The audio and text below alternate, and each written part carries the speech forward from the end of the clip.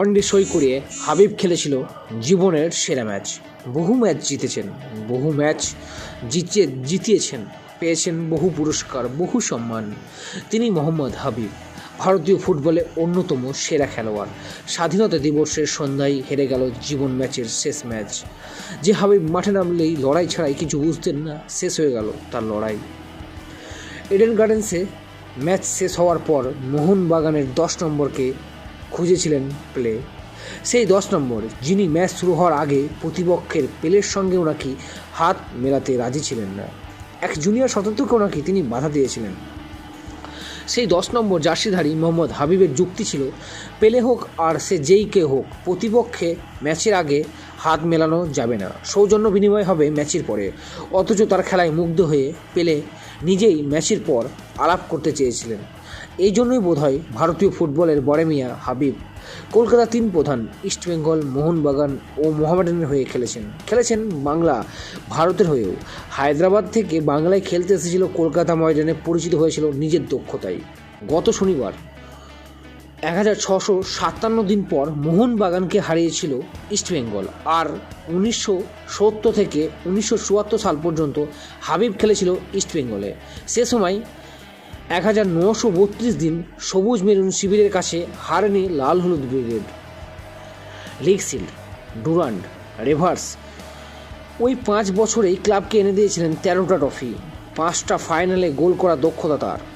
দক্ষতায় হাবিবকে টক্কর দেওয়ার মতন ফুটবলার তখন কলকাতা ময়দানে ছিল কয়েকজন, কিন্তু তার লড়াকু মনোভাব এবং ফুটবলের বুদ্ধিকে সমীহ করতেন সকলে। নাছোড়বান্দা হাবিবকে এক মুহূর্তের জন্য চোখের আড়াল করার উপায় থাকতেন না কারোরই।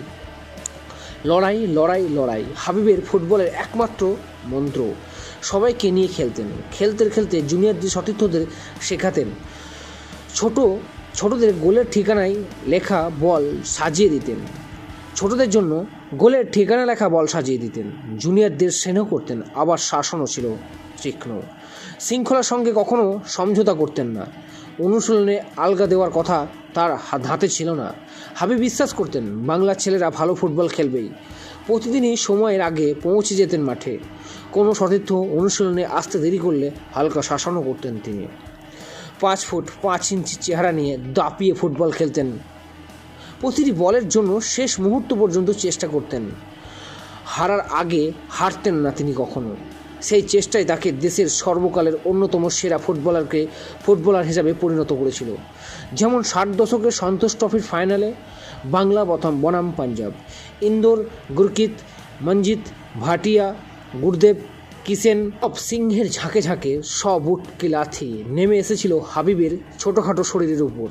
হাবিবের ছোড়নেওয়ালা ছিলেন না, বল নিয়ে বারবার বক্সে ঢুকে পড়ছিলেন। পাঞ্জাবি ফুটবলারদের ট্যাকেলের নামে শটান লাথিম খেয়ে মাটিয়ে লুটিয়ে পড়েছেন অনেকবার, আবার উঠে দাঁড়িয়েছেন। কখনো সেন্ট্রাল লাইন পেরোলেই লাথি, চোরাগুপ্তা, কোনো ঘুষি, বিপজ্জনক আক্রমণাত্মক হামলায় পড়েছিলেন হাবিবের পা, কোমর, ঘাড়, মুখ। তবুও পুরো সময় খেলেছিলেন হাবিব, কিন্তু মাঠ থেকে বেরিয়ে জ্ঞান হারিয়ে লুটিয়ে পড়েছিলেন। হাসপাতালে ভর্তি করে আনা হয়েছিল, সারা রাত স্যালাইন দেওয়া হয়েছিল হাবিবকে। বেহুশ হাবিব। পরের দিন ছিল ড্র, সেমিফাইনালের রিপ্লে। হাসপাতালে ভর্তি থাকা হাবিবকে বাদ দিয়েই বাংলা পরিকল্পনা তৈরি করেছিল, কিন্তু সে ম্যাচের আগেই আচমকায় টিম হোটেলে হাজির আকুতোভয় বারামিয়া। তাকে দেখেই চমকে উঠেছিল গোটা দল। রিপ্লেতেও মাঠে নেমেছিল যোদ্ধা হাবিব। নিজেই সেলাইন খুলে হাসপাতালের বন্ডে সই করে ট্যাক্সি নিয়ে চলে এসেছিলেন দলের হোটেলে। মাঠে নেমে গোল করলেন, বাংলাকে জিতালেন। পরের ম্যাচের সেরা পুরস্কারও পেলেন। এই ম্যাচকেই খেলোয়াড়ি জীবনের সেরা ম্যাচ বলে করতেন হাবিব। এই হাবিবই একবার মুখে মেরেছিলেন নিজের থুতু। ইস্টবেঙ্গলের এক ম্যাচ খারাপ খেলায় সমর্থকরা তীব্র বিদ্রূপ করেছিল ইস্টবেঙ্গলের ফুটবলারদের নিয়ে। খেলা শেষ হওয়ার পর মুখ ফসকে হাতে থুতু নিয়ে সারা মুখে মেখেছিলেন হাবিব। তৎকালীন ক্লাবের সচিব সুপ্রকাশ গড়াগড়ি কারণ জানতে চাইলেন। হাবিব বলেছিল, আমরা যা খেলেছি তাতে থুতুই মাখা উচিত। সেই সুপ্রকাশও একদিন প্রয়াত হলেন। জ্যোতিষ গ্রহ হাবিবকে প্রথমে বড় মিয়া বলে ডেকেছিল। 1966 সালে ইস্টবেঙ্গলে প্রথম সই করার পরে প্রথম ম্যাচেই মোহনবাগানের বিরুদ্ধে গোল করেছিল হাবিব। তারপরেই এই বড় মিয়া নামে উপাধি ভূষিত হয়। তার হাত ধরেই ভাই আকবরকে নিয়ে কলকাতা ময়দানে পা রেখেছিল হাবিব। সেই সময় ফুটবলকে পেশা হিসেবে বেছে নিয়েছিল হাবিব। কখনো চাকরি করেননি, তাই বারবার বদল করতে হয়েছে তাকে। লাল হলুদ থেকে সবুজ মেরুন, সেখান থেকে সাদা কালো জার্সি গায়ে চাপিয়েছেন। টাকা নিয়ে ফুটবল খেলার মধ্যে অন্যায় দেখতেন না, তবে শুধু টাকার অঙ্ক দেখে ক্লাব বাঁচতেন তা নয়, দলের শক্তি দেখে ক্লাব বাঁচতেন। হারতে পছন্দ করতেন না, কোনো ক্লাবের প্রীতি ছিল না তার। যখন যে ক্লাবের জার্সি পরতেন সেই জার্সি পরেই জান লড়িয়ে দিতেন। জার্সিকে তিনি মা মনে করতেন। ইস্টবেঙ্গলের টানা 6 বার লিগ জেতানোর বছরে ক্লাব ছাড়ার যন্ত্রণা বয়ে বেড়েছেন আজীবন। 1975 সালে ইস্টবেঙ্গল ছাড়ার জন্য পরবর্তী সময়ে নিজেকে ধিক্কার দিতেন হাবিব। 1970 সালে এশিয়ান গেমসে ব্রোঞ্জজয়ী ভারতীয় দলের সদস্য ছিলেন এই হাবিব। 1980 সালে পেয়েছেন অর্জুন পুরস্কার। রাজ্য সরকার 2018 সালে বঙ্গভূষণ পুরস্কারে সম্মানিত করেছে হাবিবকে। লাইফ টাইম অ্যাচিভমেন্ট পুরস্কার দিয়েছে মোহামেডান। ইস্টবেঙ্গল দিয়েছেন ভারত গৌরব পুরস্কার।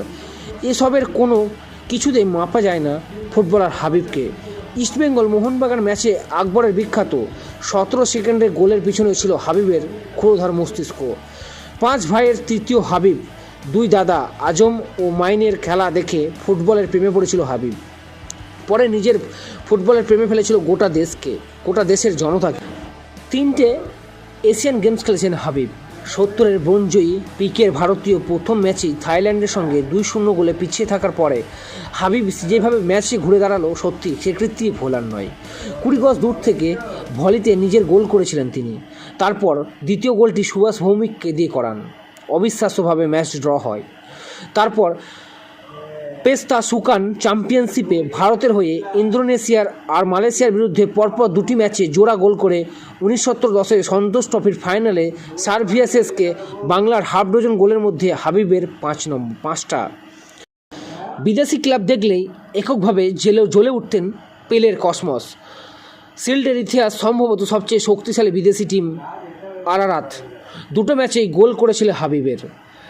ডিসিএমের 7 জন নর্থ কোরিয়ান বিশ্বকাপার ভরা ডক রো গ্যাংয়ের সঙ্গে তো দুর্ধর্ষ কাণ্ড ঘটেছিলেন প্রায় একাই। ফরওয়ার্ড আর হাফলাইনের মাঝামাঝি হাবিব যে ম্যাচে তুখোড়। পরপর 2 দিন ফাইনালে গোল শূন্য ড্র রাখার পর বিদেশিরা ফিরে গিয়েছিল, ট্রফি ইস্টবেঙ্গলের হাতে তুলে দিয়েছিলেন উদ্যোক্তারা। ফুটবল থেকে অবসর নেওয়ার পর ফুটবলকে সঙ্গে জড়িয়েছিলেন। আসলে ফুটবলই তাকে ছাড়তে চায়নি। কোচিং করেছেন টাটা ফুটবল একাডেমির, মোহামেডানে, আইএফএ হলদিয়া একাডেমির প্রধান কোচ হিসেবেও কাজ করেছেন। চেষ্টা করেছেন ফুটবল শিক্ষা পরবর্তী প্রজন্মকে দিয়ে যেতে। 70 দশকের ময়দানের শাহেনশা একবার বলেছিল, আমরা ফুটবল দেখতে সাধারণ ছিলাম, কিন্তু রেজাল্টটা ছিল স্পেশাল। সেই বিশেষ অধ্যায়ের শেষ হলো ভারতীয় 77তম স্বাধীনতা দিবসের, যে অধ্যায় শুরু হয়েছিল 1949 সালে 17ই জুলাই। তথ্য ও ছবি আনন্দবাজার পত্রিকা।